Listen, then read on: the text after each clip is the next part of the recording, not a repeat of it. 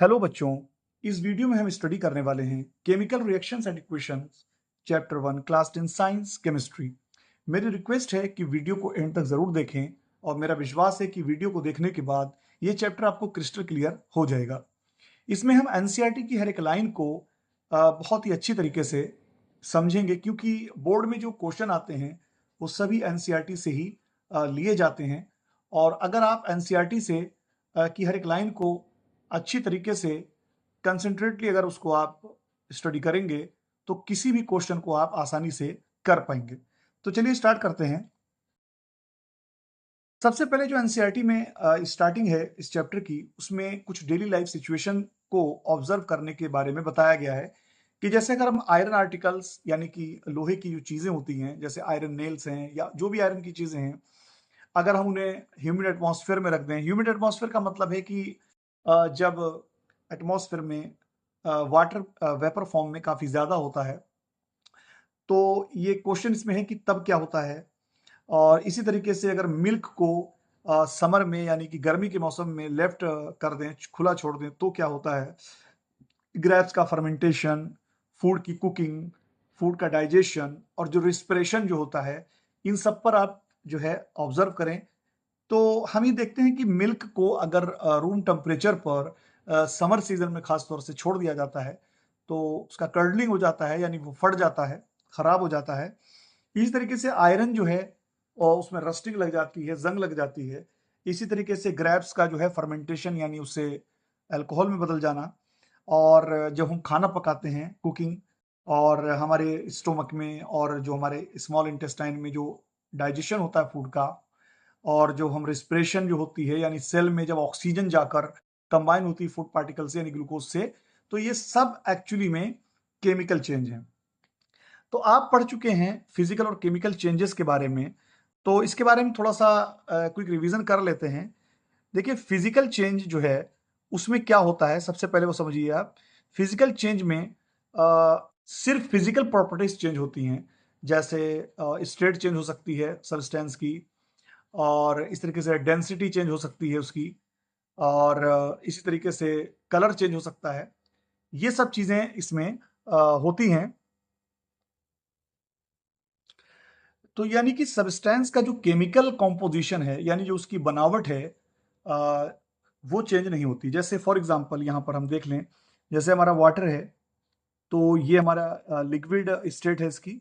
तो इसको अगर हम हीट करें तो ये हमारा जो है स्टीम बन जाती है, जो कि एक्चुअली में वेपर फॉर्म है, गैसियस फॉर्म। और इसी तरीके से अगर हम स्टीम को फिर से कूल कर दें तो ये अगेन वाटर बन जाता है। इस तरीके से वाटर को अगर कूल किया जाए तो ये बन जाता है आइस, जो कि आपकी सॉलिड फॉर्म है वाटर की। और इसी तरीके से आइस को फिर से अगर हीट कर दिया जाए तो ये फिर से वाटर बन जाता है। तो यहां पर जो फिजिकल चेंज है, मैं जैसा कि मैंने बताया, फिजिकल प्रॉपर्टीज चेंज होती हैं और कोई नया सब्सटेंस फॉर्म नहीं होता है। No new substance form. तो और इसी तरीके से जैसे यहाँ पर अगर हम वाटर का फार्मूला देखें तो वो भी H2O होगा। स्टीम भी, इसका भी फार्मूला H2O। आइस का फार्मूला भी H2O होता है।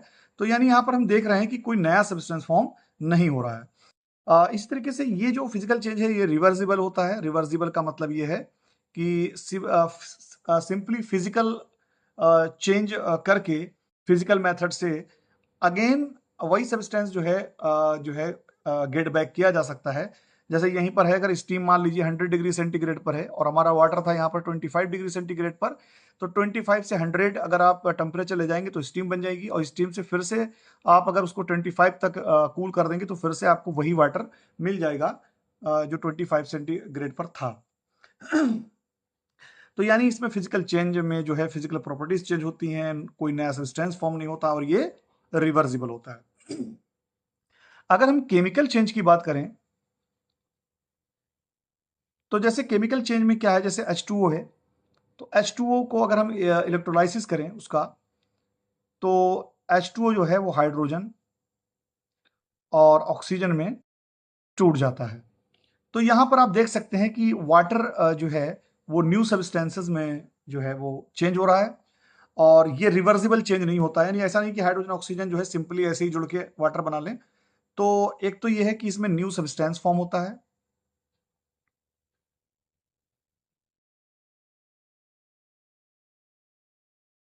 तो इसमें न्यू सब्सटेंस जो है वो फॉर्म होता है। दूसरा ये इरिवर्सिबल होता है, यानी इसको रिवर्स नहीं किया जा सकता है सिंपल फिजिकल मेथड से। अब यहां पर हम ये कह सकते हैं कि जब कभी भी केमिकल चेंज होता है, यानी जब भी केमिकल चेंज होगा, तो हम ये कह सकते हैं कि केमिकल रिएक्शन होती है, वहां पर केमिकल रिएक्शन टेक प्लेस। लेकिन अब यहां पर सवाल यह है कि केमिकल रिएक्शन का एक्चुअली मतलब क्या है। हम कैसे पता कर सकते हैं कि केमिकल रिएक्शन हो चुकी है। तो इसके लिए हम कुछ एक्टिविटीज पर ध्यान देते हैं। हमारे इसमें सबसे पहले जो एक्टिविटी 1.1 गिवन है, इसमें हम एक मैग्नीशियम रिबन लेंगे, यानी मैग्नीशियम की एक पट्टी ले लेते हैं, और ये मैग्नीशियम रिबन है आपकी। मैग्नीशियम का फार्मूला Mg होता है, तो इसकी रिबन ले ली हमने। इसको हम टोंग की हेल्प से, यानी कि एक चिमटे की हेल्प से इसको हम होल्ड करेंगे, और उसके बाद फिर हम इसको स्प्लिट लैम्प की हेल्प से जलाएंगे, स्प्लिट लैम्प की हेल्प से। तो जब हम ये जलाएंगे तो एक्चुअली में ये वाइट डेजलिंग लाइट के साथ बर्न होती है, वाइट डेजलिंग लाइट। तो ये जिस तरीके से जब आपने देखा होगा जो वेल्डिंग वगैरह करते हैं, तो आपने देखा वेल्डिंग में जो निकलती है एक लाइट, तो वो बहुत ही डेजलिंग लाइट होती है वाइट कलर की। इसी तरीके की लाइट इसमें निकलती है, वाइट डेजलिंग लाइट। उसके बाद जब ये जल जाएगा तो यहाँ पर हम एक चाइना डिश में, यानी मिट्टी की प्लेट जो है उसमें, चीनी मिट्टी की, उसमें इस ऐश को कलेक्ट कर लेंगे। ये ये जो होती है वाइट कलर की होती है ऐश, वाइट ऐश। तो यहाँ पर जो हमने इसको बर्न किया, तो यहाँ पर बर्न करने के बाद हमने देखा कि यहाँ पर एक तो लाइट हमें मिली, लाइट निकलती है। दूसरा यहाँ पर एक न्यू सब्सटेंस फॉर्म हो रहा है, वाइट ऐश। तो यहाँ पर मैग्नीशियम एक्चुअली में जो है वो ऑक्सीजन से रिएक्ट करके मैग्नीशियम ऑक्साइड बना देता है, यानी कि ये जो व्हाइट ऐश जो है ये एक्चुअली में मैग्नीशियम ऑक्साइड है। White ash is actually magnesium oxide. यहां पर अभी रिएक्शन के बारे में हम डिटेल में पढ़ने वाले हैं। तो ये जो मैग्नीशियम ऑक्साइड जो है, यहां पर मैग्नीशियम जो है इसकी वैलेंसी होती है 2+, यानी मैग्नीशियम का जो एटॉमिक नंबर होता है वो होता है 12। तो मैग्नीशियम का में जितने प्रोटॉन होते हैं उतने ही इलेक्ट्रॉन होते हैं, ये आपको पता होगा। 9th क्लास में आप पढ़ चुके होंगे कि किसी भी एटम के अंदर जितने इलेक्ट्रॉन होते हैं उतने ही प्रोटॉन होते हैं। तो इसका जो एटॉमिक नंबर होता है वो होता है 12। तो इसका इलेक्ट्रॉनिक कन्फिग्रेशन जो बनेगा मैग्नीशियम का वो बन जाता है 2,8,2। पहले ऑर्बिट में 2 इलेक्ट्रॉन आ सकते हैं, दूसरे में 8 और तीसरे में 8, लेकिन यहाँ 2 बचे तो ये 2 यहाँ पर आ जाएंगे। और हर एक एटम ये चाहता है कि उसके आउटर ऑर्बिट में, आउटर शेल में 8 इलेक्ट्रॉन हो जाएं, लेकिन मैग्नीशियम के बाहरी ऑर्बिट में सिर्फ 2 इलेक्ट्रॉन हैं, और 8 इलेक्ट्रॉन ये इसलिए चाहते हैं ताकि ये स्टेबल हो जाए। तो इसके लिए 2 इलेक्ट्रॉन रिलीज कर देना ज़्यादा आसान है। जो मेटल जो होती हैं, ये मेटल एंड नॉन मेटल में हम इसको पढ़ने वाले हैं। मेटल की टेंडेंसी होती है कि इलेक्ट्रॉन को लूज कर देते हैं स्टेबिलिटी पाने के लिए। तो 2 इलेक्ट्रॉन्स जो हैं ये 2 इलेक्ट्रॉन्स में से निकल जाएंगे, और मैग्नीशियम पर जो है 2 चार्ज आ जाएगा पॉजिटिव। इसका क्या मतलब हुआ कि जैसे यहाँ पर मैंने बताया कि पहले 12 प्रोटॉन थे और 12 ही इसमें इलेक्ट्रॉन थे। अब इसके अंदर जो है मैग्नीशियम के अंदर जो है इलेक्ट्रॉन बचे हैं 2,8, क्योंकि 2 इलेक्ट्रॉन यहाँ पर प्लस यहाँ पर लगा देंगे, 2 इलेक्ट्रॉन निकल गए, रिलीज हो गए। लेकिन यहाँ पर प्रोटॉन अभी भी 12 होंगे, यानी कि 12 प्रोटॉन और 10 इलेक्ट्रॉन। तो इसका क्या मतलब हुआ कि 2 प्रोटॉन यहाँ पर ज़्यादा होंगे, और आपको ये पता है कि चार्ज जो होता है इलेक्ट्रॉन और प्रोटॉन पर वो बराबर होता है। तो इसका मतलब है मैग्नीशियम पर 2+ चार्ज आ जाएगा। इसका मतलब ये है कि मैग्नीशियम पर अब 2 प्रोटॉन इलेक्ट्रॉन के कंपेरिजन में ज़्यादा हैं। तो ये तो मैग्नीशियम 2+ हो गया। और ऑक्सीजन जो होता है इसकी वैलेंसी इसी तरीके से ऑक्सीजन की वैलेंसी जो होती है वो 2 नेगेटिव होती है, यानी कि यहां पर अगर आपको फार्मूला बनाना है मैग्नीशियम ऑक्साइड का तो ये Mg और O यहाँ पर 2 प्लस इसकी वैलेंसी और 2 माइनस इसकी वैलेंसी। यहाँ पर जो वैलेंसी है वो हम क्रिस क्रॉस कर देते हैं, यानी ऑक्सीजन की वैलेंसी मैग्नीशियम पे लग जाएगी नीचे यहाँ सफिक्स में और मैग्नीशियम की ऑक्सीजन पर। तो ये Mg2O2 और इसका सिंपल रेशियो ले लेंगे हम। तो यहाँ पर सिंपल रेशियो 2 1 जा यानी कि सीधा सीधा MgO इसका फार्मूला बन जाएगा। तो ये मैंने आपको बताया है कि किस तरीके से यहाँ पर फार्मूले आपको समझना है। तो मैग्नीशियम की वैलेंसी 2 होती है, ऑक्सीजन की 2 माइनस होती है। तो यहाँ पर जो है हम वैलेंसी जो एटम्स की वैलेंसी है उसको हम एक्सचेंज कर देते हैं। तो यहाँ पर ये इस तरीके से जो है यहाँ पर ये एक्टिविटी जो है इसमें इस तरीके की रिएक्शन होती है। अब हम पढ़ने वाले हैं एक्टिविटी 1.2 के बारे में। तो एक्टिविटी 1.2 में दिया है कि 2 टेस्ट ट्यूब ले लें, उसमें एक में आप लेड नाइट्रेट सॉल्यूशन ले लें और दूसरे में पोटेशियम आयोडाइड सॉल्यूशन ले लें और इन दोनों को मिक्स कर दें। लेड नाइट्रेट का फार्मूला सबसे पहले देखते हैं। लेड जो है वो Pb से डिनोट करते हैं, नाइट्रेट को NO3 से। लेड की वैलेंसी 2 प्लस होती है, नाइट्रेट की वैलेंसी -1 होती है। तो यहाँ पर जो है 1 जो है लेड के साथ आ जाएगा, 2 नाइट्रेट के साथ। तो यहाँ पर PbNO3 का whole twice plus potassium iodide जो है पोटेशियम को K से डिनोट करते हैं, आयोडाइड को I से। पोटेशियम की वैलेंसी +1, आयोडीन की -1। तो यहाँ पर सिंपल 1 1 आ जाएगा। तो ये ऐसे ही रहेगा एज इट इज। जब अब यहाँ पर क्या है, जो पोटेशियम जो है वो लेड को डिस्प्लेस कर देगा और लेड जो है वो पोटेशियम को की जगह आ जाएगा, यानी कि यहाँ पर पोटेशियम लेड की जगह आएगा और लेड पोटेशियम की जगह आ जाएगा। तो ये एक एग्जांपल डबल डिस्प्लेसमेंट रिएक्शन का है जिसको हम आगे पढ़ने वाले हैं।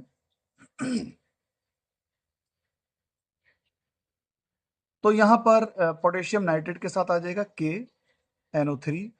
पोटेशियम की वैलेंसी 1, नाइट्रेट की 1। तो यहाँ पर सीधा सीधा KNO3 ही रहेगा प्लस, और यहाँ पे आ जाएगा लेड। लेड की वैलेंसी 2, आयोडीन की 1। तो लेड की वैलेंसी 2, आयोडीन की -1। तो 2 इधर चला जाएगा, 1 यहाँ पर, यानी कि सीधा सीधा PbI2। ये इसकी रिएक्शन होगी। और इसमें ये जो लेड आयोडाइड जो है ये आपका येलो प्रेसिपिटेट होता है। प्रेसिपिटेट वो सब्सटेंस होता है, वो कंपाउंड होता है जो कि सॉलिड होता है और जो वाटर में डिसॉल्व नहीं होता है, यानी वाटर में नहीं घुलता है।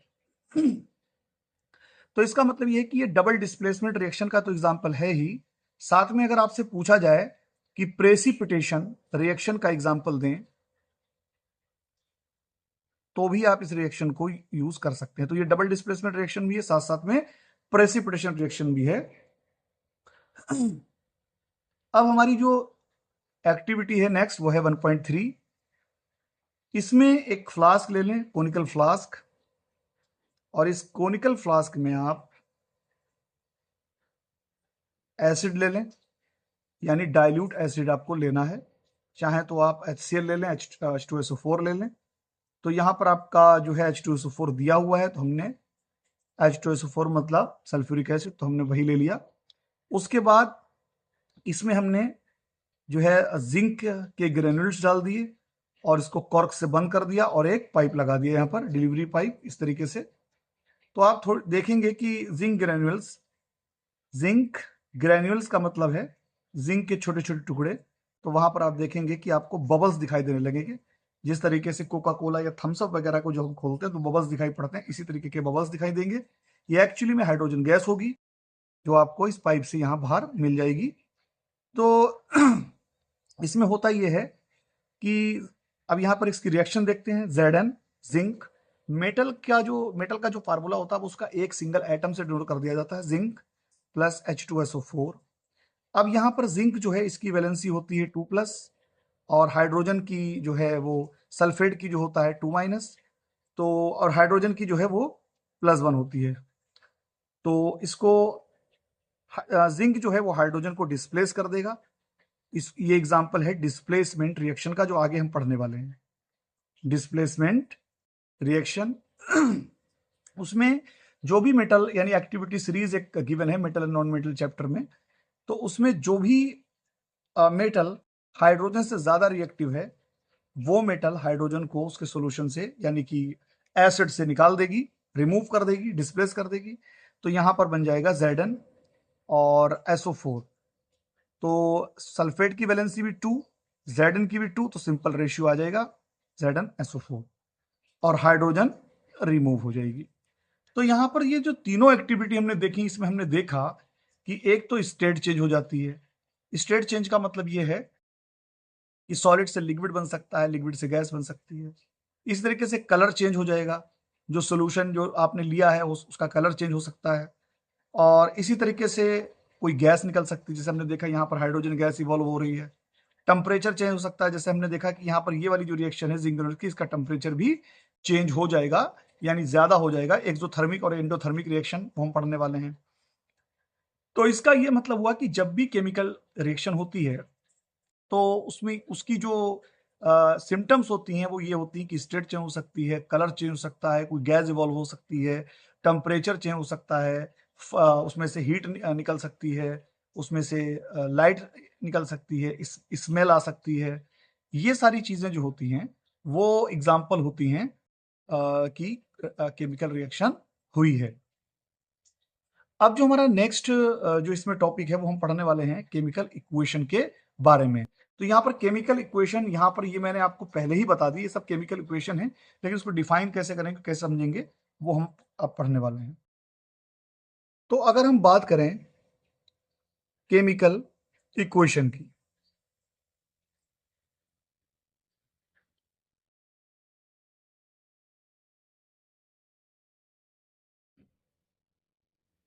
तो केमिकल इक्वेशन यूज किया जाता है केमिकल रिएक्शन को रिप्रेजेंट करने के लिए। तो यानी केमिकल रिएक्शन जो है उसका रिप्रेजेंटेशन जो है वो केमिकल इक्वेशन की हेल्प से किया जाता है। जैसे जो हमारी एक्टिविटी 1.1 थी उसमें मैग्नीशियम रिबन वाली, तो उसमें क्या था कि जब मैग्नीशियम रिबन को बर्न किया जाता है तो बर्न किया जाता है तो ऐश मिलती है, राख मिलती है एक तरह की, और डेजलिंग लाइट निकलती है। तो उसको अगर हम उस रिएक्शन को रिप्रेजेंट करें तो हम सीधा सीधा वर्ड से कर सकते हैं, यानी वर्डेड इक्वेशन में। तो मैग्नीशियम और प्लस ऑक्सीजन, यानी उनका रिप्रेजेंटेशन सीधा सीधा जो सब्सटेंस यूज हो रहे हैं तो उनको उनके नाम के साथ वर्ड वर्ड के साथ हम दिखा सकते हैं कि क्या हुआ इसमें। तो मैग्नीशियम ने ऑक्सीजन के साथ रिएक्ट किया तो ये बन गया मैग्नीशियम ऑक्साइड।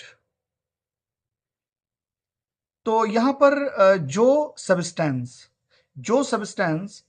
रिएक्ट करते हैं तो उनको हम कहते हैं रिएक्टेंट्स,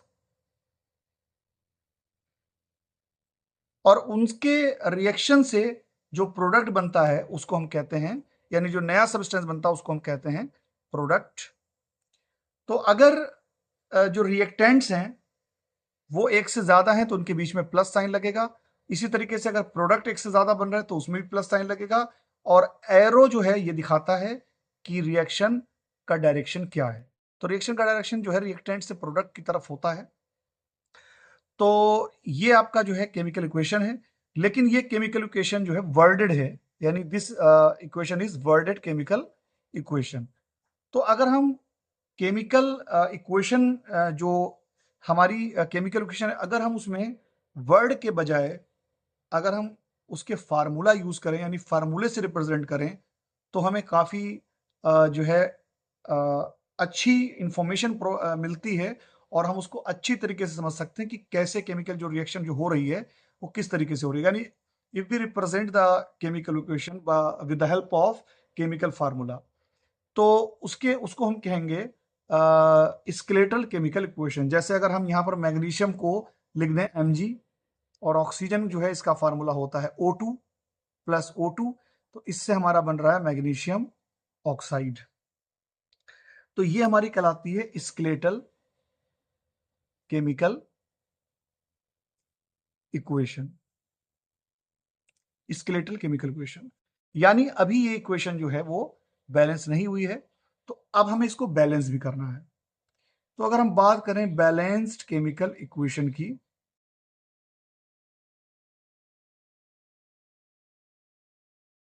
तो बैलेंस केमिकल इक्वेशन जो है, लॉ ऑफ मास आपको पता है कि मास जो है, जितना मास रिएक्टेंट्स का होगा उतना ही मास प्रोडक्ट का होगा। यानी अगर आपने यहाँ पर जैसे मैग्नीशियम और ऑक्सीजन दोनों मिलाकर 2 किलोग्राम लिए हैं, तो मैग्नीशियम ऑक्साइड भी 2 किलोग्राम ही होना चाहिए। तो ये law of conservation of mass के लॉ के मुताबिक होता है। तो और इसके लिए क्या होना चाहिए, यानी ये जो लॉ जो है, ये रिएक्शन जो है, इक्वेशन, वो इस लॉ को फॉलो करना होना चाहिए। और वो तभी फॉलो करेगी जब दोनों तरफ जो एलिमेंट्स हैं, चाहे रिएक्टेंट्स हो चाहे प्रोडक्ट्स हो, उन दोनों में number of number of atoms of any element must be equal. यानी जैसे यहां पर मैग्नीशियम है, रिएक्टेंट में मैग्नीशियम और प्रोडक्ट में मैग्नीशियम, ये दोनों बराबर होने चाहिए इनके नंबर्स। इस तरीके से रिएक्टेंट में ऑक्सीजन का जो नंबर है वो 2 है, जबकि प्रोडक्ट में 1 है, तो ये अनबैलेंस्ड है। तो यहाँ पर बैलेंस तब होगी जब मैग्नीशियम प्लस ऑक्सीजन, तो यहाँ पर हमें ऑक्सीजन जो है वो बनाना है 2, क्योंकि यहाँ पर ऑक्सीजन, जैसे यहाँ पर देख लें हम, मैग्नीशियम है यहाँ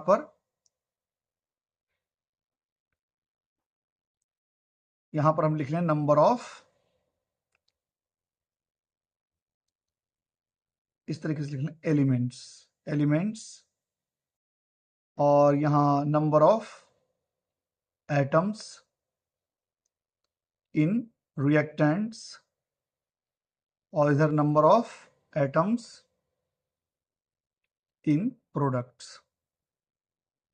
तो यहाँ पर एलिमेंट्स हमारे 2 ही हैं, एक मैग्नीशियम है, दूसरा ऑक्सीजन है। तो मैग्नीशियम यहाँ पर है 1, यानी रिएक्टेंट्स में जो इसके नंबर ऑफ एटम्स है 1 है, जबकि प्रोडक्ट में भी 1 है, तो ये बैलेंस है। जबकि ऑक्सीजन का अगर हम देखें तो रिएक्टेंट्स में तो 2 हैं, प्रोडक्ट्स में 1 है, तो हमें यहाँ पर बैलेंस करना पड़ेगा ऑक्सीजन को, और इसके लिए हमें पूरे मैग्नीशियम ऑक्साइड को मल्टीप्लाई करना पड़ेगा 2 से। हम कभी भी ऐसा नहीं कर सकते कि ऑक्सीजन को बैलेंस करने के लिए हम यहाँ पर सफिक्स में 2 नहीं लगा सकते, हमें मल्टीप्लाई करना होता है पूरे एक मॉलिक्यूल में। तो जब हमने यहाँ पर 2 से मल्टीप्लाई किया, तो यहाँ ऑक्सीजन भी 2 हो गया, लेकिन साथ में मैग्नीशियम भी यहाँ पर 2 होंगे। तो हमें फिर से एक बार देखना पड़ेगा, तो हमें यहाँ पर फिर से मैग्नीशियम में 2 से मल्टीप्लाई करना पड़ेगा। अब ये हमारी रिएक्शन बैलेंस्ड हो चुकी है। तो बैलेंस्ड इक्वेशन को अच्छी तरीके से समझने के लिए हम कुछ और एग्जांपल यहाँ पर लेते हैं, और उसके कुछ स्टेप समझते हैं कि कैसे हमें केमिकल इक्वेशन को बैलेंस करना है। अगर हम यहाँ पर जो एक्टिविटी हमारी 1.3 थी, उसकी अगर इक्वेशन की बात करें, केमिकल इक्वेशन की बैलेंस, तो सबसे पहले उसकी रिएक्शन लिख लेते हैं हम। ये हो जाएगा Zn प्लस H2SO4, और ये हो जाएगा ZnSO4 प्लस हाइड्रोजन। तो जब हम केमिकल इक्वेशन को बैलेंस करते हैं, तो उसमें हमें सबसे पहले ये देखना होता है कि इक्वेशन में कौन सा जो एटम है वो सबसे कम दिखाई पड़ता हो, हाइड्रोजन और ऑक्सीजन को छोड़ के। ये बात हमें ध्यान देनी है।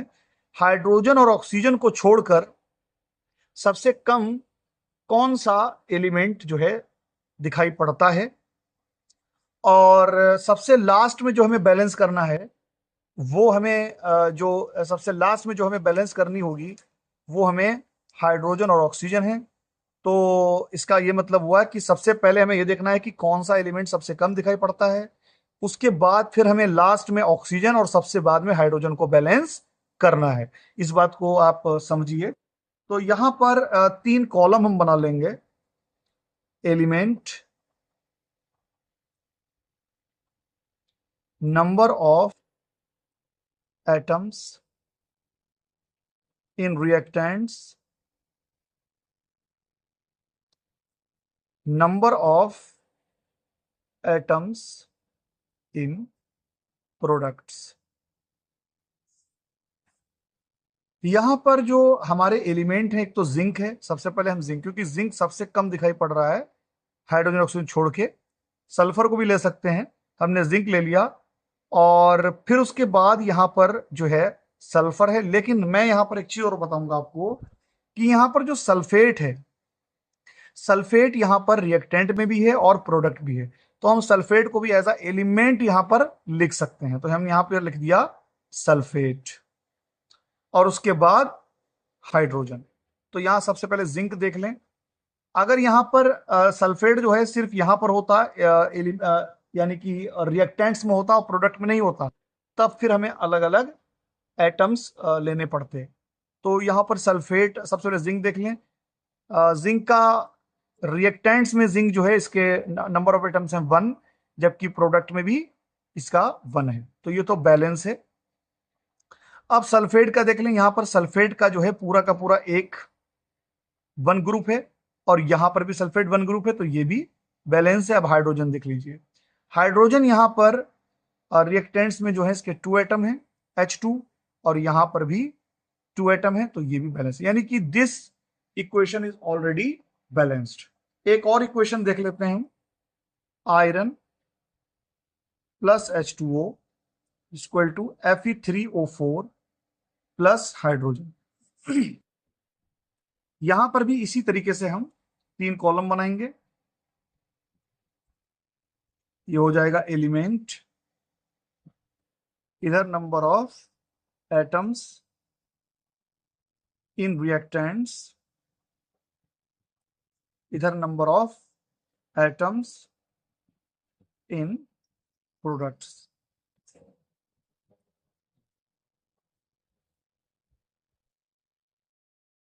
तो यहां पर सबसे पहले आयरन, उसके बाद यहां पर ऑक्सीजन और हाइड्रोजन को सबसे बाद में रखेंगे। तो आयरन के यहां पर देखेंगे कितने एटम हैं। यहां पर रिएक्टेंट्स में 1 है और इधर प्रोडक्ट में Fe3 यानी 3 है, तो यहां पर हमें 3 से मल्टीप्लाई करना पड़ेगा, यानी कि रिएक्टेंट में बनाना पड़ेगा, तो यहां पर हमें 3 से मल्टीप्लाई करना है। तो हमें जो मल्टीप्लाई करना होता है वो जो भी उसका एटम हो या मॉलिक्यूल, उसके उसके पूरे मॉलिक्यूल के साथ मल्टीप्लाई करना होगा।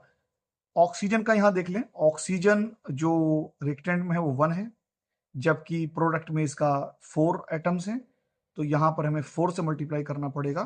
तो 4 का मतलब यह है कि हमें H2O, क्योंकि यहां पर ऑक्सीजन जो है वो H2O के साथ में है वाटर के, तो यहां पर 4 से मल्टीप्लाई यहां करना पड़ेगा हमें, तो ये हो जाएगा 4 ऑक्सीजन। अब यहां पर हाइड्रोजन को देख लेते हैं। हाइड्रोजन यहां पर है 4 2 8, जबकि यहां पर 2 है प्रोडक्ट में, तो यहां पर हमें 4 से मल्टीप्लाई करना पड़ेगा, तो यहां हो जाएगा 4, यानी तो इस तरीके से 3Fe plus 4H2O equal to Fe3O4 plus 4 hydrogen. ये हमारी इक्वेशन बैलेंस हो गई है। अब यहां पर इसमें जो नेक्स्ट जो है हमारा, कि जो भी हमारे रिएक्टेंट्स या प्रोडक्ट्स हैं, यानी जब रिएक्शन हो रही है तो रिएक्शन में जो सब्सटेंस केमिकल रिएक्शन कर रहे हैं, यानी कि आपस में रिएक्ट करके जो प्रोडक्ट बना रहे हैं, तो वो रिएक्टेंट्स और प्रोडक्ट्स दोनों के अगर हम स्टेट लिख दें कि वो किस स्टेट में है, तो इससे हमें काफी इंफॉर्मेशन मिलती है रिएक्शन के बारे में। जैसे जैसे ये हमारी जो अभी इक्वेशन हमने जो बैलेंस की है, 3Fe plus 4H2O equal to Fe3O4 plus 4 hydrogen. तो यहां पर जो Fe है, इसके आगे अगर हम सिंबल ब्रैकेट में लिख दें, यहां पर S का मतलब होता है कि ये आयरन जो है वो सॉलिड है। वाटर यहां पे लिख दिया G, यानी वाटर जो हम यहां पर ले रहे हैं वो लिक्विड स्टेट में ना लेके बल्कि स्टीम यानी गैस स्टेट में ले रहे हैं। Fe3O4 जो है वो आपका सॉलिड बन रहा है, और प्लस हाइड्रोजन गैस, और ये गैस बन रही है यहां पर। तो इसी तरीके से इसके साथ साथ कभी कभी अगर हम किसी इक्वेशन की जो पर्टिकुलर कह सकते हैं कंडीशन, अगर हम वहां पर रिफर कर दें, तो भी हमें काफी और ज्यादा इंफॉर्मेशन मिल जाती है केमिकल इक्वेशन के बारे में। जैसे for example carbon monoxide plus hydrogen, 2 hydrogen gas, इधर ये भी गैस, और यहां पर 340 एटमॉस्फेयर, और ये हमें बन जाता है CH3OH मेथिल अल्कोहल लिक्विड। तो इसके ये पता चला कि कार्बन मोनोऑक्साइड जो है गैसियस फॉर्म में है, हाइड्रोजन भी गैस है, और ये जो रिएक्शन हो रही है वो 340 एटमॉस्फेयर पे हो रही है, यानी कि जितना हमारा प्रेशर अर्थ पे जो प्रेशर है एयर का, एटमॉस्फेयर का, उसके 340 गुना प्रेशर पर ये रिएक्शन हो रही है। इसी तरीके से फोटोसिंथेसिस रिएक्शन आप सबको पता होगी।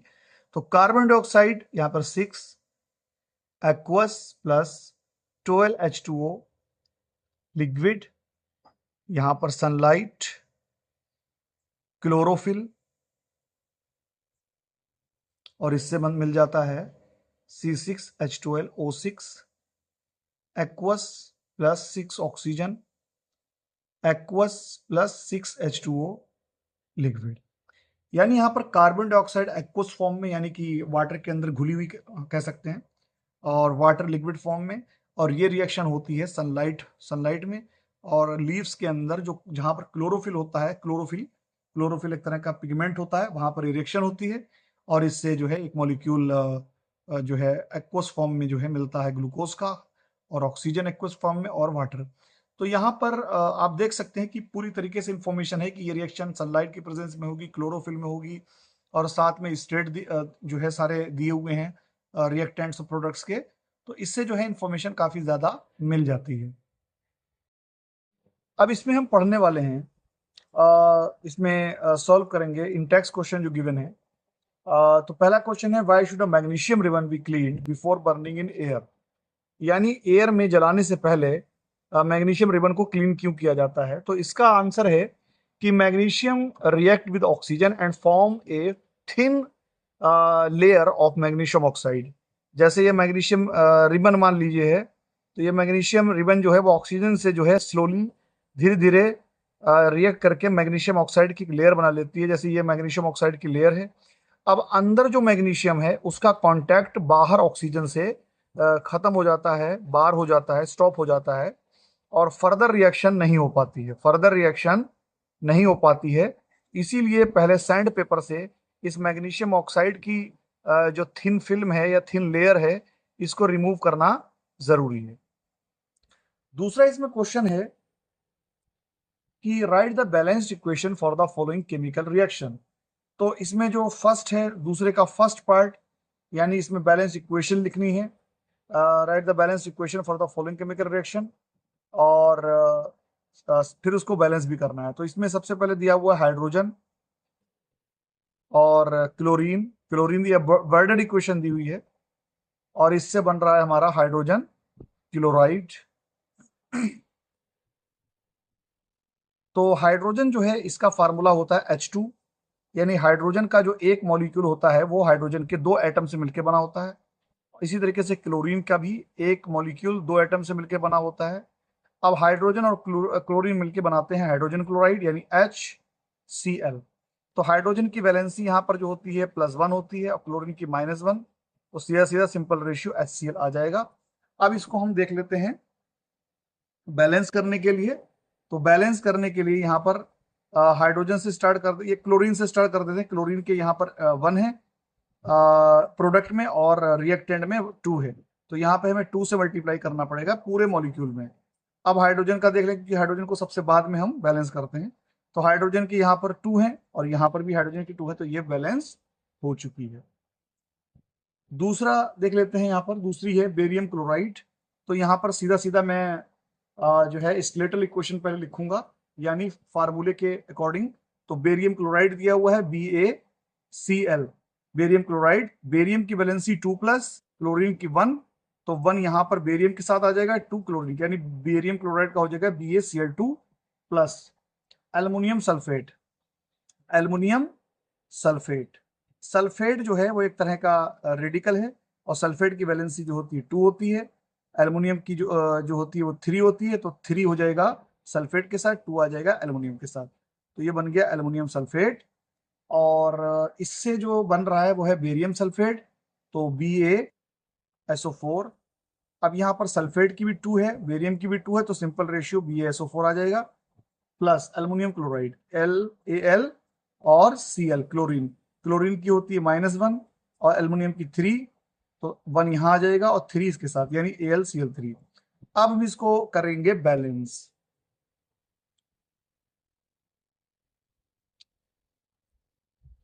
तो यहाँ पर सबसे पहले जैसा कि मैंने बताया था आपको कि सबसे पहले हम यहाँ पर 3 कॉलम बना लें, और अगर आपको प्रैक्टिस हो गई है तो फिर कॉलम बनाने की ज़रूरत नहीं है, आप वैसे भी कर सकते हैं। तो सबसे पहले हम यहाँ पर देख लेंगे एलिमेंट कौन-कौन से दिए हुए हैं।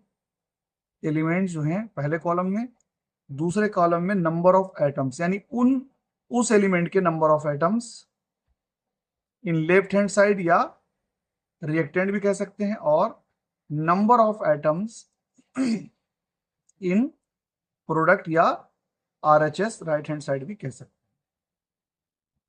अब यहां पर सबसे पहली चीज है, सबसे पहले हम उस एटम से स्टार्ट करते हैं जो इक्वेशन में सबसे कम अपीयर होता हो, तो बेरियम को पहले ले लेते हैं। उसके बाद फिर एल्युमिनियम को देख लेते हैं यहाँ पर। उसके बाद फिर हम क्लोरीन को देख लेते हैं, और साथ में सल्फेट। यहाँ पर सल्फर ऑक्सीजन को अलग अलग ना लेकर मैंने आपको बताया था कि अगर इक्वेशन में सल्फेट दोनों तरफ हैं, यानी कि रिएक्टेंट में भी प्रोडक्ट में, तो सल्फेट को एक एलिमेंट की तरह आप ट्रीट कर सकते हैं। तो यहाँ पर आप number of atoms in LHS देख लीजिए। बेरियम का यहाँ पर है एलएचएस यानी 1, और इधर भी बेरियम का 1 है, तो ये बैलेंस है ऑलरेडी। इसी तरीके से अब आ जाइए एल्युमिनियम पर।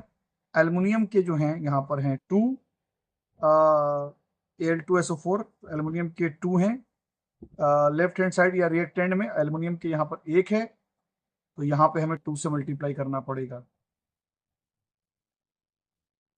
अब यहाँ पर देख लें क्लोरीन का क्या है, तो क्लोरीन का यहाँ पर है 2, और इधर क्लोरीन के हैं 6, 2 3 6, तो यहाँ पर हमें क्लोरीन के लिए 3 यहाँ पर मल्टीप्लाई करना पड़ेगा। अब बेरियम को भी हम बाद में फिर से देखेंगे। अब सल्फेट के देख लेते हैं। सल्फेट यहाँ पर है 3, और यहाँ पर सल्फेट है 1, तो यहाँ पर हमें 3 से मल्टीप्लाई करना पड़ेगा। तो यहाँ पर आप देख सकते हैं। अब हम एक दफ़ा फिर से चेक करेंगे कि इसमें कोई गलती तो नहीं है। तो यहाँ पर 3BaCl2 और प्लस Al2SO4 का whole thrice 3BaSO4 plus 2AlCl3। तो यहाँ पर सबसे पहले बेरियम देख लें। बेरियम 3 है, इधर भी बेरियम का 3 है, बेरियम बैलेंस है। क्लोरीन का देख लीजिए, एल्युमिनियम का देख लीजिए, एल्युमिनियम का 2, इधर भी एल्युमिनियम के 2, बैलेंस है ये।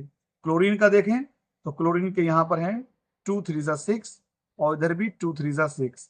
सल्फेट देख लें, 3 सल्फेट और 3 सल्फेट, तो ये आपकी इक्वेशन बैलेंस है। अब जो हमारी तीसरी इसमें जो रिएक्शन दी है जिसको हमें बैलेंस्ड इक्वेशन बनाना है, तो उसमें दिया है सोडियम दिया हुआ है। तो सोडियम को मेटल जो होती हैं उनको सिर्फ उनके एक सिंबल से नोट करते हैं, यानी उसका मेटल का जो केमिकल फार्मूला होता है वो उनका सिंपली एक एटम लिया जाता है। तो Na सोडियम का सिंबल है, प्लस वाटर H2O, इससे बन रहा है सोडियम हाइड्रोक्साइड Na, और हाइड्रोक्साइड यानी हाइड्रोक्साइड जो OH जो है वो हाइड्रोक्साइड आयन होता है, इसकी वैलेंसी होती है -1 और सोडियम की +1, तो ये CH NaOH आ जाएगा, और इससे बन और साथ में हाइड्रोजन लिबरेट हो रही है। इसको बैलेंस हमें करना है, तो यहाँ पर पहले सोडियम को करेंगे। सोडियम की दोनों तरफ 1 1 है, और उसके बाद फिर ऑक्सीजन को करेंगे। हाइड्रोजन ऑक्सीजन को सबसे बाद में करते हैं, तो ऑक्सीजन हाइड्रोजन को सबसे बाद में, ऑक्सीजन उससे पहले। ऑक्सीजन देख लें, यहाँ पर ऑक्सीजन है 1, इधर भी ऑक्सीजन है 1, तो ऑक्सीजन भी बैलेंस है। अब हाइड्रोजन देख लीजिए, हाइड्रोजन इधर है 2, और यहाँ पर है 2 1 3। तो इसके लिए हम एक काम करते हैं कि अगर हम यहाँ पर 2 NaOH यहाँ पर कर दें और 2 यहाँ पे कर दें, तो हमारा हाइड्रोजन बैलेंस हो जाएगा। देख लीजिए, 2 हाइड्रोजन 2 हाइड्रोजन 4, और 2 2 4। अब ऑक्सीजन को भी देख लेते हैं, ऑक्सीजन 2 और ऑक्सीजन 2। तो जब भी मतलब आप किसी भी रिएक्शन को बैलेंस करें, इक्वेशन को, तो उसको एक बार बाद में फिर से चेक करें कि हर एक एटम को, हर एक एलिमेंट के एटम को, ताकि मतलब कहीं कोई गलती ना रह जाए। तो यहाँ पर हो गया आपका सोडियम, यहाँ पर जो है वो 2, इधर 1, तो यहाँ पर भी मल्टीप्लाई करना पड़ेगा आपको। तो ये आपकी बैलेंस हो गई। अब इसमें जो तीसरा क्वेश्चन है उसको देख लेते हैं। इसमें है right a balanced chemical equation with state symbols for the following reaction. तो उसमें सिंबल भी हमें लिखना है और केमिकल इक्वेशन को बैलेंस भी करना है। तो पहला जो है तीसरे की पहली question, solution of barium chloride. तो बेरियम क्लोराइड BaCl2 जो है ये हो जाएगा, और सॉल्यूशन है तो इसको हम लिखेंगे एक्वस। बेरियम की वैलेंसी 2, क्लोरीन की 1, तो इसीलिए क्लोरीन की यहां आ गई, इसलिए BaCl2 हो जाएगा और एक्वस है प्लस। और इसमें barium chloride and sodium sulphate in water, sodium sulphate NaSO4, sulphate की वैलेंसी 2 होती है, सोडियम की 1, तो यहां लग जाएगा Na2SO4। ये बन गया आपका सोडियम सल्फेट, और इनका मतलब वाटर में सॉल्यूशन है तो इसको भी एक्वस माना जाएगा। अब इससे जो बन रहा है वो बन रहा है सोडियम, ये कह रहे हैं in water react to give insoluble barium sulphate. तो इंसोल्यूबल बेरियम सल्फेट बन रहा है BaSO4। तो दोनों की बैलेंसी 2 है, तो ये सीधा सीधा BaSO4 आ जाएगा। और इसके अलावा barium sulphate and solution of sodium chloride, और सोडियम क्लोराइड NaCl। अब यहां पर एक बात समझिए जरा, ये इक्वेशन जो है वो एक तरीके की डबल डिस्प्लेसमेंट रिएक्शन है, और ये बेरियम सल्फेट जो है एक तरह का प्रेसिपिटेट है। खैर, हमें यहाँ पर सिर्फ बैलेंस करना है। तो अब हम क्या करेंगे, जिस तरीके से मैंने बताया था 3 कॉलम आप बना लें, और अगर आप को प्रैक्टिस हो चुकी है तब आप बिना कॉलम बनाकर भी इसको कर सकते हैं बैलेंस। तो यहाँ पर 3 बना लेते हैं कॉलम। यहाँ पर हमने एलिमेंट लिख लिया, और इधर नंबर ऑफ एटम्स उसी एलिमेंट के इन लेफ्ट हैंड साइड, और इधर number of atoms in right hand side.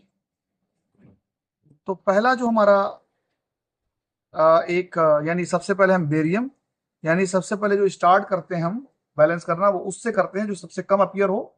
तो आप सोडियम या बेरियम दोनों में से कोई भी ले सकते हैं। फिलहाल मैंने बेरियम ले लिया, दूसरा सोडियम यहाँ पर ले लेते हैं, क्लोरीन और sulphate.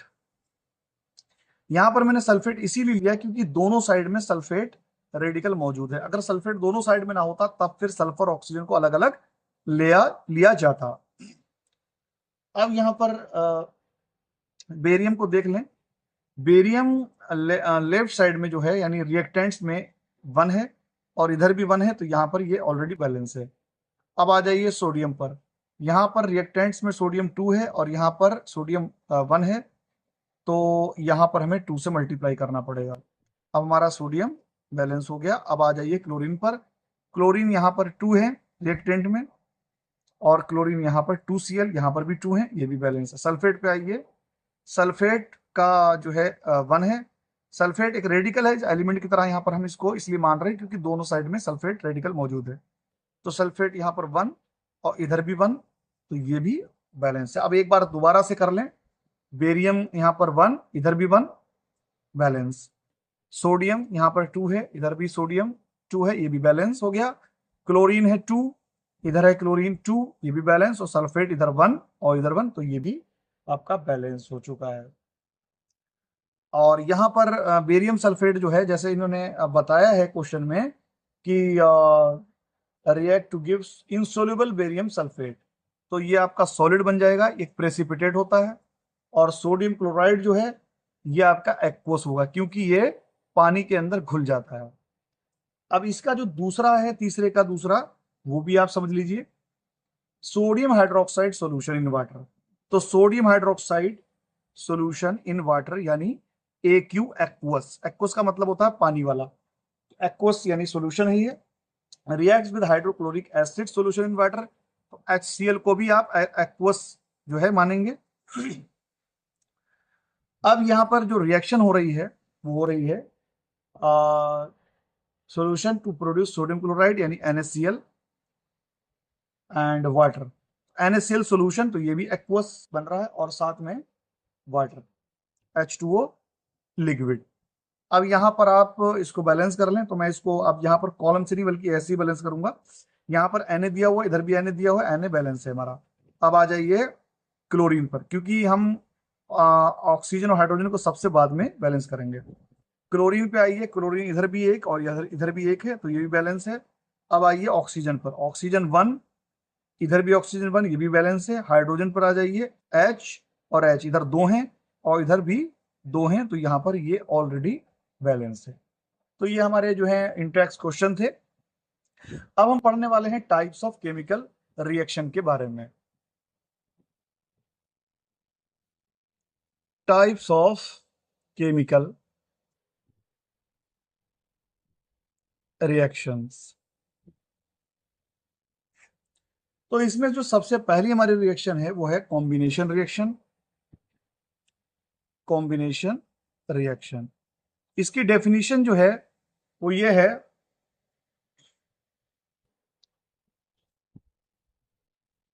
The reaction in which two or more than two substances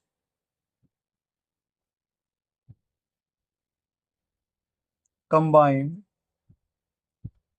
to form a new single substance। यानी ऐसी रिएक्शन जिसमें दो या दो से ज्यादा सब्सटेंसेस आपस में जुड़ के एक नया सब्सटेंस बनाते हैं, उसे हम कॉम्बिनेशन रिएक्शन कहते हैं। यहां पर एक्टिविटी 1.4 दी हुई है। यहां पर एक बीकर है, उसके अंदर जो है वाटर ले लिया और उसके अंदर कैल्शियम ऑक्साइड डाल दिया। तो कैल्शियम ऑक्साइड की मैं रिएक्शन जो है केमिकल इक्वेशन यहां पर इसको दिखा देता हूं। तो जैसे बीकर में आपने वाटर ले लिया, तो वाटर यहां पर H2O होता है और इसके अंदर डाल दिया आपने CaO कैल्शियम ऑक्साइड, जिसे हम कहते हैं क्विक लाइम। Quick lime. तो ये वाटर के साथ रिएक्ट करके कंबाइन होके सीधा सीधा कैल्शियम हाइड्रोक्साइड यानी CaOH का होल्टाइज बनाता है, जिसको हम कहते हैं स्लैग्ड लाइम। Slagged lime. और इसमें हीट भी रिलीज होती है। तो ये जो रिएक्शन है, इसमें आप देख सकते हैं कि दो सब्सटेंसेस मिलके एक सिंगल प्रोडक्ट फॉर्म कर रहे हैं। तो ये आपकी तो ये आपकी कॉम्बिनेशन रिएक्शन है। इसके अलावा मैं यहाँ पर एक बात और बताना चाहता हूँ कि यहाँ पर हीट लिबरेट हो रही है। तो ऐसी रिएक्शन जिसमें हीट लिबरेट होती है उसको हम एक्सोथर्मिक रिएक्शन कहते हैं। तो ये जो रिएक्शन ऊपर वाली है ये कॉम्बिनेशन रिएक्शन तो है ही, साथ में एक्सोथर्मिक भी है। तो अगर आपसे एक्सोथर्मिक रिएक्शन का एग्जांपल पूछा जाए तब आप ये रिएक्शन लिख सकते हैं, और कॉम्बिनेशन रिएक्शन का एग्जांपल पूछा जाए तो भी ये इसमें हम कॉम्बिनेशन रिएक्शन में भी ये एग्जांपल दे सकते हैं और एक्सोथर्मिक भी। लेकिन जरूरी नहीं है कि एक्सोथर्मिक रिएक्शन कॉम्बिनेशन ही हो। तो और देख लेते हैं इसमें। अब ये जो CaOH का जो होल्टवाइज है, ये आपका जो है स्लैग्ड लाइम कहलाता है। और ये जो यूज किया जाता है, ये वाइट वॉशिंग यानी कि वॉल्स वाइट वॉशिंग यानी वाइट वॉशिंग वॉल्स यानी दीवारों को जो है पोतने के लिए, पेंट करने के लिए इस्तेमाल किया जाता है। पहले यही इस्तेमाल किया जाता है, कुछ चूना कहते हैं। और ये जो स्लैग लाइम है, ये स्लैग लाइम जब हम लोग इससे पेंट करते हैं तो धीरे धीरे ये CaOH का होल ट्वाइस यानी स्लैग लाइम एटमॉस्फेयर में जो कार्बन डाइऑक्साइड गैस है उसको एब्जॉर्ब करता है, और एब्जॉर्ब करके कैल्शियम कार्बोनेट बना लेता है और वाटर इससे अलग हो जाता है। यानी वाटर उसके अंदर से निकल जाता है स्लैग लाइम से, और एक कैल्शियम कार्बोनेट बना लेता है, जो कि फार्मूला होता है मार्बल का। यानी कि आप ये कह सकते हैं कि दीवार पे मार्बल की एक परत आ जाती है। तो ये कैल्शियम कार्बोनेट का जो ये बन रहा है, ये फार्मूला आपका मार्बल का होता है, पत्थर का। तो ये बहुत ही इंपॉर्टेंट है जो आपको याद रखनी है। तो स्लैग लाइम जो है वो वाइट वॉशिंग के लिए यूज किया जाता है, और ये एटमॉस्फेयर से कार्बन डाइऑक्साइड को एब्जॉर्ब करके कैल्शियम कार्बोनेट बना लेता है, जो कि एक मार्बल का फार्मूला है। इसके अलावा कुछ और कॉम्बिनेशन रिएक्शन भी हैं, वो भी आप समझ लीजिए। जैसे बर्निंग ऑफ कोल, जो हम कोयले को जलाते हैं, बर्निंग जो है वो सब एक्सोथर्मिक ही होती हैं। Carbon plus oxygen carbon dioxide, ये भी आपकी कॉम्बिनेशन रिएक्शन है, क्योंकि दो सबस्टेंस मिलकर एक सबस्टेंस बना रहे हैं। इसी तरीके से फॉर्मेशन ऑफ वाटर, जब हाइड्रोजन गैस और ऑक्सीजन गैस मिलती हैं, कंबाइन होती हैं तो वाटर बनता है। ये भी एक तरह का कॉम्बिनेशन रिएक्शन है। तो अब यहाँ पर मैंने जैसे कि बताया कि जैसे हमारी जो रिएक्शन जो थी अभी जो पिछली हमने पढ़ी, कैल्शियम ऑक्साइड प्लस वाटर यानी कि क्विक लाइम की वाटर के साथ रिएक्शन CaOH का होल ट्वाइस और हीट। तो ये आपकी कॉम्बिनेशन रिएक्शन तो है ही, साथ में ये एक्सोथर्मिक रिएक्शन भी है। तो exothermic reaction is the reaction in which heat is liberated या हीट इज रिलीज्ड। तो और भी देख लेते हैं हम एक्सोथर्मिक रिएक्शन के एग्जांपल, जैसे मीथेन।